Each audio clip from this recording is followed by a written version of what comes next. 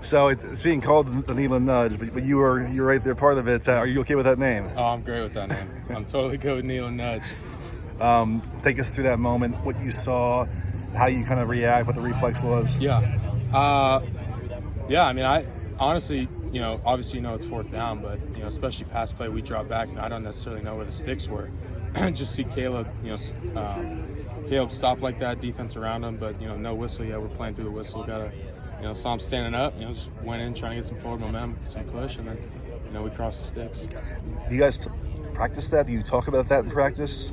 Coach Henson stresses a lot on straining. He stresses a lot on playing through the whistle. And we do have a thing in the room about finishing by the ball carrier, like whether it's a running back, whether it's a quarterback, whether it's a receiver. If guys are running with the ball and the whistle hasn't blown yet, he's big on like finish around the ball, whether, worst comes to worst, a fumble happens, but something like that where, guys standing around, maybe you catch an extra block, maybe you push it forward for the last couple of yards. He does stress finishing around the ball. What was his reaction to that? Yeah, I mean, he was proud that we scrapped it together. Obviously, it wasn't pretty, but we got it done, so he was happy with that. Did Caleb say anything after the play? Not after the play. I mean, in the moment, we were lining up for the next play, on to the next one, things like that. But after the game, we had some jokes. Like, I think I smacked him right in the helmet. He was like, I saw you guys. I was ready for it. Whatever it takes. And just last question on that, Coach mentioned that he brought it up in the film session. What was kind of that moment, watching it again and him talking about it? Yeah, that play, you mean? Yeah.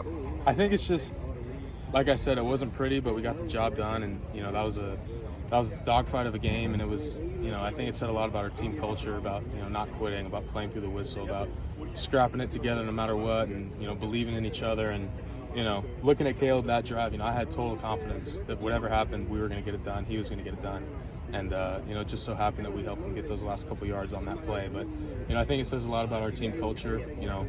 Obviously we weren't having the best night offensively, but we scrapped it together and we believe. I was going to ask about Caleb. Obviously an off game for him overall. How did you see him process that as the game was going on? Was it weighing on him? What did you see from him? I think as an offense, we all kind of felt it. There's situations we've got to run block better. We've got to protect better for him, things like that. But, ultimately, through the ups and downs, getting coached on the sideline, we're kind of in the O-line huddle. I know he's talking to Coach Riley a bunch, but every time we stepped on that field, after defense was doing a great job, we had confidence every time in him, and same for him and us. So it was a constant kind of, getting on the field, coming back, learning, teaching with the coaches, and then, all right back to it, believing, so what next play type thing. Did he say anything before that last drive as you guys got on the field? He did. I mean, everyone was talking. We were all doing it. Honestly, I don't even remember for sure, but we were all right there in that huddle, like, let's go, this is the moment, like, believe, one play at a time type thing.